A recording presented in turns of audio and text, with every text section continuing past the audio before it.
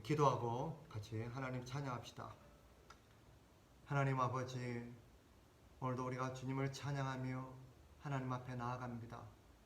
찬양을 통해서 다시금 하나님의 은혜를 깨닫게 하시고 하나님이 우리의 삶에 함께 하심으로 우리가 얼마나 하나님의 큰 사랑 속에 있는지를 발견할 수 있도록 도와주시며 우리의 마음이 하나님께로 향하고 하나님을 향하는 감사가 고백되어지고 하나님의 높으심과 하나님의 귀하심이 우리의 찬양을 통해서 고백되어질 수 있도록 역사하여 주시옵소서. 예수 그리스도의 이름으로 기도하옵나이다. 아멘. 우리 함께 이 찬양 올려드립시다. 슬픈 걱정 가득 차고 내 맘 괴로워도 슬픈 걱정 가득 차고 내 맘 괴로워도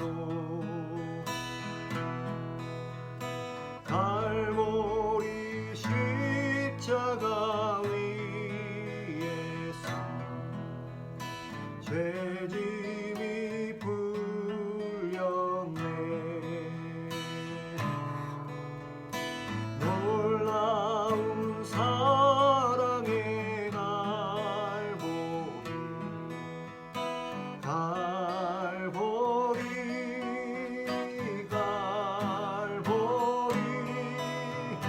놀라운 사랑의 갈보리 영원한 갈보리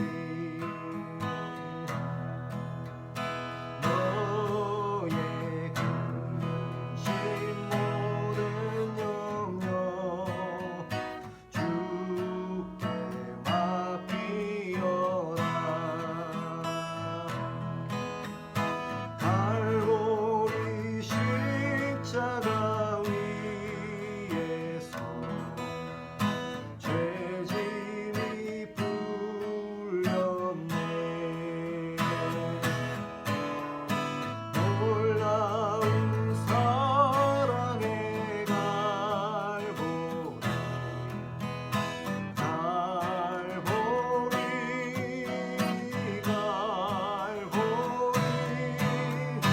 놀라운 사랑의 영원한 갈보리 너의 눈물 상한 심령 주가 돌보신다. 갈보리 십자가 위에서 죄짐이 풀렸네. 놀라운 사랑의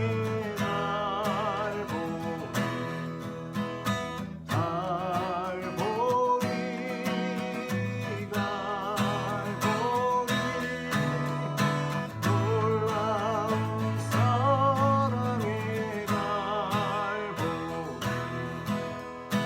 영원한 갈보리.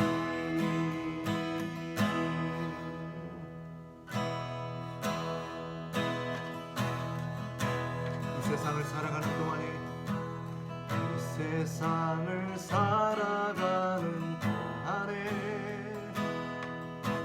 나의 힘을 의지할 수 없으니 기도하고 낙심하지 말 것을 주께서 참 소망이 되심이라. 하나님의 꿈이 나의 비전이 되고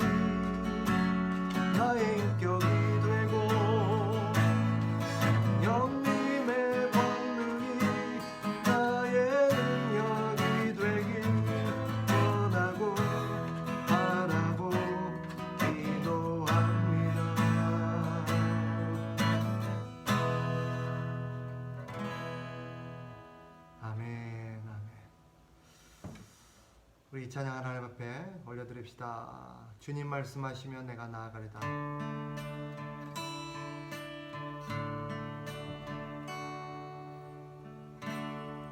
주님 말씀하시면 내가 나아가리다.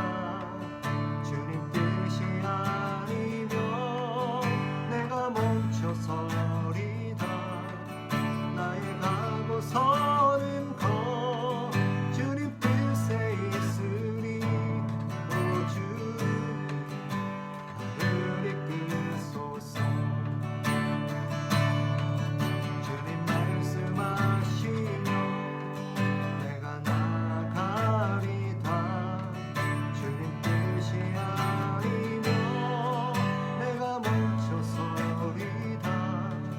나의 가고서는 거 주님 뜻에 있으니 오 주님 나를 이끄소서. 뜻하신 그곳에 나 있기 원합니다. 이끄시는 대로 순종하며 살리니 연약한 내 영혼 통하여 일하소서. 주님 나라와 그 뜻을 위하여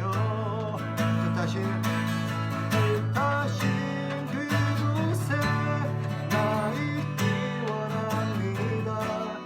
이끄시는 대로 순종하며 살리니 연약한 내 영혼 통하여 일하소서. 주님 나라와 그 뜻을 위하여 오 주님 나를 이끄소서. 오 주님 나를 이끄소서.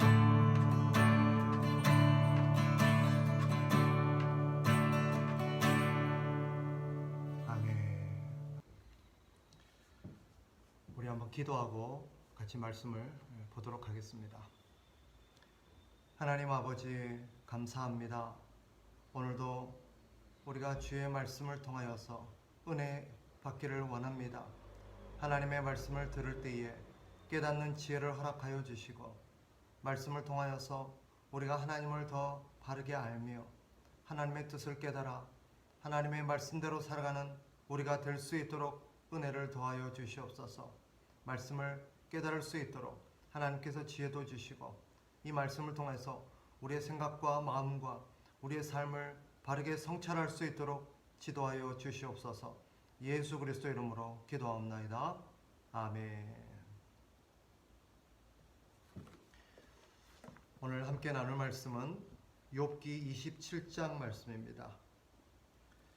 구약성경 욥기 27장 1절부터 마지막 23절까지. 욥기 27장 1절부터 23절 제가 대표로 봉독하겠습니다. 욥이 또 풍자하여 이르되 나의 정당함을 물리치신 하나님, 나의 영혼을 괴롭게 하신 전능자의 사심을 두고 맹세하노니 나의 호흡이 아직 내 속에 완전히 있고 하나님의 숨결이 아직도 내 코에 있느니라. 결코 내 입술이 불의를 말하지 아니하며 내 혀가 거짓을 말하지 아니하리라.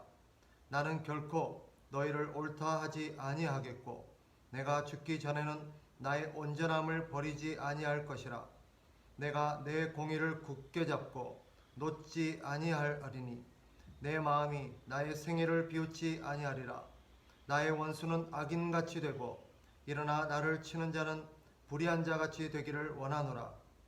불경건한 자가 이익을 얻었으나 하나님이 그의 영혼을 거두실 때에는 무슨 희망이 있으랴.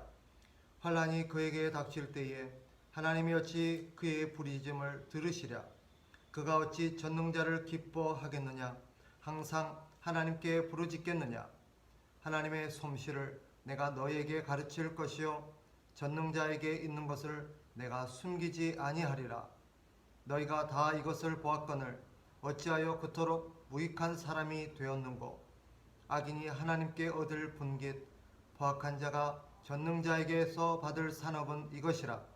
그의 자손은 번성하여도 칼을 위함이요 그의 후손은 음식물로 배부르지 못할 것이며 그 남은 자들은 죽음의 병이 돌 때에 묻히리니 그들의 과부들이 울지 못할 것이며 그가 비록 은을 티끌같이 쌓고 의복을 진흙같이 준비할지라도 그가 준비한 것을 의인이 입을 것이요 그의 은은 죄 없는 자가 차지할 것이며 그가 지은 집은 조의 집 같고 파수꾼의 초막 같을 것이며 부자로 누우려니와 다시는 그렇지 못할 것이요 눈을 뜬즉 아무것도 없으리라. 두려움이 물같이 그에게 닥칠 것이요 폭풍이 밤에 그를 앗아갈 것이며 동풍이 그를 들어 올리리니 그는 사라질 것이며 그의 처소에서 그를 몰아내리라. 하나님은 그를 아끼지 아니하시고 던져버릴 것이니 그의 손에서 도망치려고 힘쓰리라. 사람들은 그를 바라보며 손뼉치고 그의 처소에서 그를 비웃으리라. 아멘. 욥기 27장은 욥이 한 말의 기록입니다. 앞에서 25장에서 수앗 사람 빌닷이 욥의 고난, 욥의 재앙을 둘러싸고 그것이 죄의 결과임을 말한 것에 대한 욥의 답변의 연속이라고 볼 수 있겠습니다. 욥이 본문에서 악인의 재앙에 대해서 얘기하는 의도가 무엇일까? 우리는 좀 생각해 볼 필요가 있습니다. 언뜻 보면 앞에서 소발이나 빌닷이나 이런 친구들이 했던 내용과 거의 흡사합니다. 이런 얘기를 욥을 향해서 했을 때 욥은 그것이 잘못되었음을 앞에서 분명히 항변했습니다. 그런 그가 본문에 와서 어떻게 보면 흡사한 내용을 다시 얘기하고 있는 악인의 그런 재앙과 멸망에 대해서 이야기를 하는 의도가 무엇일까? 결론부터 말씀드린다면 자신의 고난은 죄로 인한 그런 악인의 형벌과는 다르다는 것을 말하기 위함입니다. 앞에서 친구들이 그런 악인의 형벌을 얘기했던 의도가 어디 있습니까? 욥을 염두에 두겠단 말이죠. 그런 악인의 형벌이 바로 욥 너에게 임한 형벌이다. 그러니 너의 그런 모든 재앙은 하나님이 너의 죄로 인해서 주신 그런 형벌이다 라고 말하는 것에 대한 항변의 뜻이었습니다. 오늘 본문에서도 같은 맥락에서 욥이 자신이 이 당하고 있는 이런 고난은 죄로 인한 형벌이 아니라는 것을 말하기 위함입니다. 악인은 죄로 말미암아 하나님께 형벌을 받는 것은 틀림없는 사실입니다. 악인에게는 13절에서 23절과 같은 형벌이 따를 것이라고 욥이 말합니다. 그러나 본인의 경우에는 죄로 인한 것이 아니라는 거죠. 즉 결론적으로 악인의 형벌과 자기가 당하고 있는 이런 이 고난은 분명히 다른 것이다라는 것을 말하려는 의도입니다. 그리고 욥은 서두에서 말한 것처럼 자신도 몰랐었는데 이제 이 고난을 통해서 깨닫고 보니까 하나님께서는 의인에게도 이런 고난을 허락하시더라 라는 것을 말하려는 것이 오늘 본문의 핵심이라고 볼 수 있습니다. 자, 그런데 이런 욥의 얘기를 곰곰이 듣고 생각해 보면 한 가지 의문이 드는 것이 사실입니다. 본인이야 악인이 받는 형벌과 자신이 받는 고난이 다르다는 것을 말하기 위해서 오늘 13절부터 마지막까지 악인이 받는 형벌에 대해서 쭉 언급하고 있습니다. 그런데 정작 제3자인 우리 입장에서 보면 악인의 형벌과 욥이 당하는 고난이 별로 다르지 않다는 것을 보게 됩니다. 별 차이가 없어 보입니다. 도대체 악인을 향한 심판과 의인이 받는 고난 사이에는 어떤 차이점이 있는가 하는 의구심마저 들게 됩니다. 그 목적이 어떠하든 겉으로 보면 악인의 형벌과 의인의 고난이 비슷해 보이기는 까닭입니다. 자, 몇 가지만 예를 들어 봅시다. 악인은 이 욥의 말과 욥의 다른 친구들의 말을 종합해서 봤을 때 악인은 경제적으로 멸망할 거라고 말합니다. 그런데 욥도 망하지 않았습니까? 또 악인은 질병에 걸릴 거라고 말합니다. 그런데 욥도 질병에 걸렸습니다. 마지막 한 가지, 악인들은 그 자식들이 다 죽게 될 거다, 자식을 잃게 될 거다라고 말합니다. 근데 욥 역시 자신의 자식들을 다 잃었습니다. 그러면 무슨 차이가 있는 것입니까? 욥과 세 친구 사이에 욥의 고난을 둘러싸고 논쟁이 계속해서 진행되는 게 바로 이런 이유입니다. 욥은 아니라고 말하는데 친구들이 보건대 욥의 고난과 자기들이 생각하고 있는 악인의 재앙 사이에는 별 차이가 없어 보여요. 사실 욥이 계속해서 친구들과의 논쟁 속에서 항변하면서 답답해하는 이유 중에 하나가 바로 그것입니다. 그런데 오늘 본문을 잘 보고 성경의 가르침을 우리가 묵상해 보면 의인의 고난과 악인의 재앙 사이에는 한 가지 차이점이 있습니다. 이것이 사실 중요한 부분입니다. 뭐냐? 결론적으로 끝이 다르다라는 것입니다. 악인은 그 종말이 멸망으로 이어지지만 의인은 그 종말이 형통으로 이어지고 있다라는 것입니다. 중간 과정을 봤을 때는 의인이나 또 악인이나 별 차이가 없어 보이고 드러나는 현실의 어떤 현상만 봤을 때는 별 차이가 없어 보입니다. 그러나 분명한 차이 한 가지는 무엇입니까? 끝이 다르다는 거예요. 분명한 사실은 악인은 그 종말이 멸망으로 끝이 납니다. 그러나 의인은 어떤 과정을 겪었건 그 종말은 형통함과 하나님의 주신 그런 복으로 끝난다는 것입니다.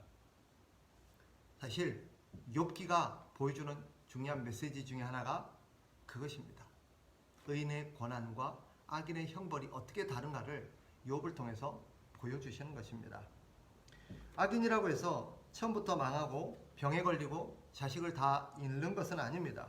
어떤 면에서 인생 대부분에서 번영을 누릴 수도 있습니다. 그러나 본문이 말하듯 악인은 번성하여도 칼을 위함이다 라고 14절에서 말합니다. 이 칼을 위한다는 것은 어떤 의미인가? 전쟁으로 인해서 자손을 잃게 된다는 뜻입니다. 그런데 그때가 언제인지는 분명하게 밝히고 있지 않습니다. 그래서 우리는 여기에 대해서 종종 의구심을 갖기도 하죠. 이 전쟁은 반드시 나라와 나라 간의 전쟁만을 말하는 것이 아닙니다. 사람과 사람 간의 싸움도 전쟁일 수 있습니다. 집안과 형제 간의 싸움도 전쟁이 될 수 있습니다. 어떤 이들은 다른 나라 간의 전쟁에서 목숨을 잃는 것이 아니라 형제, 자매를 통해서 심지어는 부모와 자식을 통해서 자신의 생명을 빼앗기기도 합니다. 분명한 것은 악인의 번영은 현재의 것이요 결국 그 끝은 멸망으로 끝이 난다라는 사실입니다. 성경이 우리에게 가르치는 진리 한 가지가 이겁니다. 또한 악인은 심판에서 벗어나려고 해도 벗어날 수가 없습니다. 성경은 그가 아무리 하나님의 심판을 벗어나려고 발버둥을 쳐도 결코 벗어날 수 없을 거라고 얘기합니다. 예고된 종말은 그래서 그 자체로 사실은 하나님의 심판입니다. 왜 그렇습니까? 그 자체는 그에게 절망을 심어주기 때문입니다. 아무리 노력해도 벗어날 수 없다는 사실을 깨달을 때 사실은 절망할 수밖에 없고 그것은 그 삶을 비참하게 만듭니다. 그 자체로 심판인 것이죠. 그렇다면 우리의 질문은 이겁니다. 그 끝이 언제냐라는 거예요. 여기서 말하는 성경이 말하는 끝은 두 가지 의미를 갖고 있습니다. 첫째는 물론 1차적으로 우리의 육체적 죽음, 이 땅의 삶의 마감을 의미하기도 합니다. 그러나 그 끝은 또 한 가지 의미를 갖고 있는데 하나님의 계획의 끝을 의미합니다. 하나님이 그 사람을 향해서 갖고 있는 계획, 그 계획이 때가 이르렀음이 바로 끝입니다. 그것이 10살이 될 수도 있고 20대가 될 수도 있고 30대가 될 수도 있습니다. 또 60, 70대가 될 수도 있고 어떤 경우에는 죽기 전이 될 수도 있습니다. 악인이 젊었을 때 망한다든지 한창 때 망하면 사실 위로가 될 수도 있어요. 그러나 평생을 번영을 누리다가 늙어서 죽기 전에 어떤 망함이나 어떤 비극을 경험한다면 사실 우리 입장에서는 부당하게 느껴질 수 있습니다. 어떻게 하나님의 형벌이라 할 수 있는가라는 생각이 들기도 합니다. 그러나 우리가 여기서 놓치지 말아야 될 한 가지 사실이 있습니다. 외적인 번영이 반드시 마음의 평안과 행복을 가져다 주는 것이 아니라는 사실입니다. 우리가 경험해서 알듯 외적으로, 즉 경제적으로 또 여러 가지 육체적으로 번영과 형통함과 부유함을 누렸다고 해서 그 사람의 내면, 즉 마음이 항상 행복하고 형통하다는 의미는 아닙니다. 하나님 없는 번영은 그 자체로 형벌이기도 합니다. 하나님 없는 번영은 그에게 오히려 불안과 두려움과 근심과 다툼을 가져다 줍니다. 그래서 하나님 없는 번영은 사실은 복이 아니라 재앙입니다. 중요한 것은 그의 영혼에, 그의 삶에 평안이 없다라는 것입니다. 일평생 부유하게 살았으나 근심과 불안 속에 살았다면 어찌 참된 번영이요 평안이요 복이라 할 수 있겠습니까? 또한 앞서 말씀드린 것처럼 그에게는 다시 이런 회복할 기회가 없습니다. 이것이 언젠가 끝이 나고 다시 회복할 수 있다면 그건 참 복 있는 거죠. 그러나 악인에게는 그 끝이 멸망으로 끝나고 다시금 회복하거나 다시금 삶을 돌이킬 수 있는 기회가 없다라는 것입니다. 결국 소망이 없고 절망만을 간직한 채 삶을 마감하게 되는 것입니다. 그래서 악인의 끝은 바로 심판이요. 그것이 바로 그에게는 무서운 하나님의 징벌이라는 것을 우리는 확인하게 됩니다. 또한 아까 말씀드린 것처럼 그 끝은 육체적 죽음을 의미하기도 하지요. 성경은 우리의 삶이 육체적 죽음으로만 끝나는 것이 아님을 전제로 합니다. 만약 육체적 죽음으로만 이 모든 것이 끝나버린다면 우리의 삶이 이 땅의 삶이 모든 것이라 한다면 악인의 형벌이나 늙어서 당하는 악인의 형벌은 아무런 의미가 없습니다. 별로 우리에게 위로가 안 됩니다. 그러나 성경은 분명히 우리에게 가르칩니다. 육체적 삶이 전부가 아님을. 이 땅에서 악인이 번영을 누렸으나 죽음 이후에 영원한 삶 속에서 재앙을 받으며 살아갈 것을 성경은 분명히 가르칩니다. 기억해야 될 사실 한 가지. 이 땅의 삶이 엄청 짧다라는 것입니다. 7, 80의 인생도 하나님이 우리에게 허락하신 영원한 삶에 비하면 지극히 짧은 순간에 불과함을 성경은 분명히 밝힙니다. 우리가 잘 아는 말씀처럼 시편 90편 10절에 보면 주님은 이렇게 말하죠. 우리의 연수가 70이요 강건하면 80이라도 그 연수의 자랑은 수고와 슬픔뿐이요 신속히 가니 우리가 날아가나이다. 긴 것 같지만 아주 짧다는 거예요. 의인은 잠시 잠깐 고난을 받을 수 있으나 영원한 복락으로 삶이 이어집니다. 반면 악인은 잠시 잠깐 번영을 누릴지 모르나 영원한 형벌의 삶으로 나아갑니다.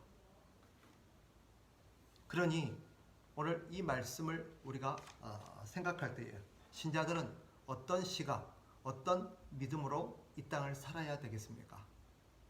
악인의 형통함과 의인의 고난을 우리는 어떤 시각으로 바라보아야 될까요? 중요한 것은 우리는 지금 현재만을 보아서는 안 된다는 것입니다. 지금 현재만을 보고 판단하고 실망하고 좌절하고 낙심하면 안 된다는 거예요. 우리는 현재만을 볼 것이 아니라 장래에 우리에게 주어진 소망을 바라보아야 합니다. 눈에 보이는 현상만 볼 게 아니라 하나님의 약속, 우리에게 주어진 하나님의 약속을 바라보며 살아야 합니다. 친구들처럼, 욥의 친구들처럼 현재만 보게 된다면 욥은 불행하고 또 억울할 수밖에 없습니다. 그러나 믿음이란 현재를 보지 않고 하나님이 행하시는 일의 결국을 바라보게 합니다. 그게 믿음입니다. 그래서 믿음에는 장래의 소망, 하나님이 가져다 주실 그런 약속을 바라보는 그런 시각을 전제로 합니다. 그게 믿음입니다. 하나님의 약속을 믿는 것. 우리는 우리 주님을 생각하고 우리 주님을 본받을 필요가 있습니다. 우리 주님께서 십자가를 지면서 그 고난을 이겨낼 수 있었고 그 순간에 현재의 그런 고난과 어려움을 잘 이겨낼 수 있었던 것은 우리 주님께서 그 십자가상에서 십자가의 현재만을 본 것이 아니라 장래에 가져다 줄 하나님의 소망을 보았기 때문입니다. 히브리서 기자는 우리에게 이렇게 우리 주님을 떠올리게 하고 상기시킵니다. 히브리서 12장 2절 믿음의 주요 또 온전하게 하시는 이인 예수를 바라보자. 그는 그 앞에 있는 기쁨을 위하여 십자가를 참으사 부끄러움을 개의치 아니하시더니 하나님 보좌 우편에 앉으셨느니라. 우리 주님께서 우리에게도 동일한 약속을 하셨어요. 우리 주님이 그러하셨던 이런 십자가의 부끄러움과 고난을 참으시고 믿음으로 주님의 약속을 바라보심으로써 결국 하나님 보좌 우편에 앉으셨던 것처럼 우리 역시 이 고난의 끝 뒤에는 결국 하나님의 약속에 따라서 예수님과 함께 하나님 보좌 우편에 앉게 될 것이라고, 우리 주님과 함께 이 왕자에 앉아서 이 땅을 다스리게 될 거라고 우리에게 약속하셨습니다. 우리는 믿음의 주요 온전하게 하시는 이이신 예수 그리스도를 바라보아야 합니다. 또 성경은 이렇게 우리에게 말하죠. 히브리서 12장 10절 그들은 잠시 자기의 뜻대로 우리를 징계하였거니와 오직 하나님은 우리의 유익을 위하여 그의 거룩하심에 참여하게 하시느니라. 하나님께서 우리에게 잠시 잠깐 고난을 허락하시지만 그 고난의 궁극적인 목적이 우리의 유익에 있다고 말합니다. 즉 우리의 유익을 위해서 하나님은 우리에게 고난을 주시는 것입니다. 지금은 이해할 수 없죠. 지금만 본다면, 지금 상황만 생각한다면 이것이 도대체 우리에게 무슨 유익이 있단 말인가, 이것이 도대체 우리에게 무슨 소용이 있단 말인가 하고 우리는 답답하고 또 이해가 안 될 수 있습니다. 그러나 그것이 궁극적으로 우리에게 유익이 된다는 것을 성경은 여러 가지 사건을 통해서 가르치죠. 대표적인 사건 한 가지가 무엇입니까? 요셉의 이야기입니다. 요셉은 분명히 고난을 경험해야 했습니다. 그 고난은 그러나 궁극적으로 장래에 봤을 때, 인생 전체를 봤을 때 요셉에게는 큰 유익이 된 고난이었습니다. 그가 억울하게 감옥에 갇혀야 했었고 억울하게 또 감옥에서 이렇게 세월을 보내야 했지만 그 시간들이 바로 이 요셉으로 하여금 이 바로의 두 관원을 만나게 했고 그 두 관원을 매개로 인해서 하나님은 요셉을 애굽의 총리가 되는 그런 길로 인도하셨습니다. 그러니 궁극적으로 그때는 몰랐지만 욥이 감옥에서 고난을 당하는 그 세월 동안은 욥은 몰랐지만 결과적으로 보니 그것이 욥의 인생에 유익이 되었음을 우리는 압니다. 우리 역시 마찬가지일 거라는 거죠. 그러니 오늘 본문의 말씀을 통해서 우리는 우리의 삶에 드리워진 하나님의 고난과 어려운 시기를 어떻게 바라보고 이해해야 될 것인가. 우리는 이 욥의 사건을 통해서 바른 믿음의 시각을 가지고 살아야 합니다. 두 가지로 말씀을 정리할 수 있겠습니다. 하나님은 하나님의 자녀에게도 고난을 허락하신다라는 사실입니다. 그러나 그 권한이 결국 우리에게 유익으로 돌아오게 된다는 사실을 우리는 놓치지 말아야 합니다. 권한을 통해서 우리는 여러 가지 유익을 누리겠으나 분명한 사실은 오늘 말씀을 통해서 또 히브리서 12장 10절의 말씀을 통해서도 우리가 확인하듯 그 유익은 우리를 더욱 하나님께로 이끌어서 하나님을 더 바르게 알게 할 뿐만 아니라 예수 그리스도를 닮게 한다는 것입니다. 우리를 거룩하게 만든다는 거예요. 그래서 이 권한은 틀림없이 우리를 하나님을 더 많이 알게 하고 우리가 예수님을 더 많이 닮아가게 함으로써 우리를 더욱 성숙시키고 거룩한 사람으로 주님을 닮은 사람으로 만들어 놓을 거라는 것을 우리는 믿어야 합니다. 또 한 가지 오늘 말씀을 통해서 우리는 우리의 시각이 현재에 머물러 있을 것이 아니라 장래 하나님의 소망에 머물러 있어야 된다는 것을 우리는 가슴에 새겨야 합니다. 장래의 소망을 갖고 산다는 것을 종종 오해합니다. 현재를 부정하고 지금 이 시기를 우리가 외면하는 것을 말하는 게 아닙니다. 장래의 소망을 가지고 장래의 어떤 하나님의 약속을 붙잡고 살아간다는 것은 바로 그 장래의 소망을 가지고 현재를 인내한다는 것을 의미합니다. 현재를 잘 견뎌낸다는 거예요. 현재를 견뎌낸다는 것은 아무것도 하지 않고 그냥 언젠가 이것이 지나가겠지, 언젠간 이것이 지나가겠지 하며 노래만 부르는 것을 말하는 게 아니에요. 그것은 장래의 소망을 붙들고 바로 현재를 잘 견딜 뿐만 아니라 현재 주어진 삶에 최선을 다하는 것입니다. 다시 요셉의 이야기로 돌아가 봅시다.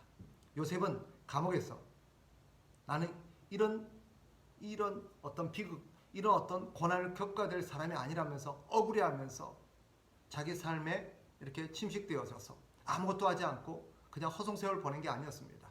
그는 그 순간에도 자기 해야 될 일을 최선을 다하면서 그 시기를 견뎌냈습니다. 그리고 때가 되자 하나님께서는 그의 자리를 옮기셨습니다.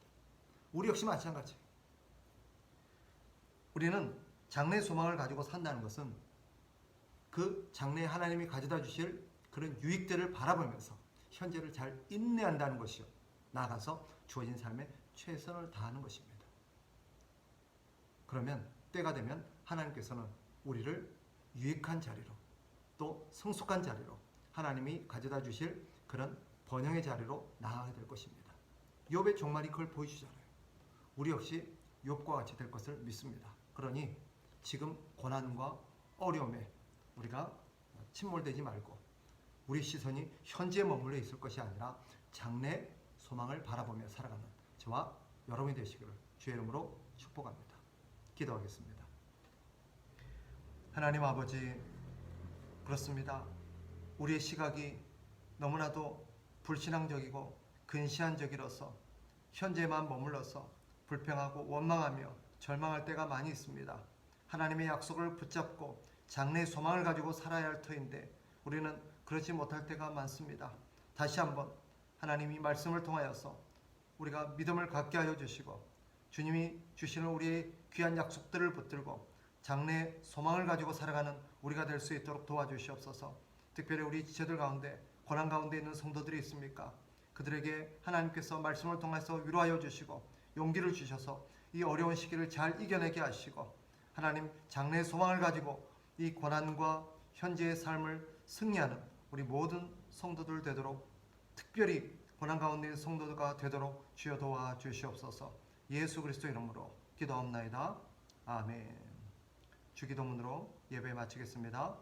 하늘에 계신 우리 아버지여, 이름이 거룩히 여김을 받으시오며 나라가 임하시오며 뜻이 하늘에서 이루어진 것 같이 땅에서도 이루어지이다.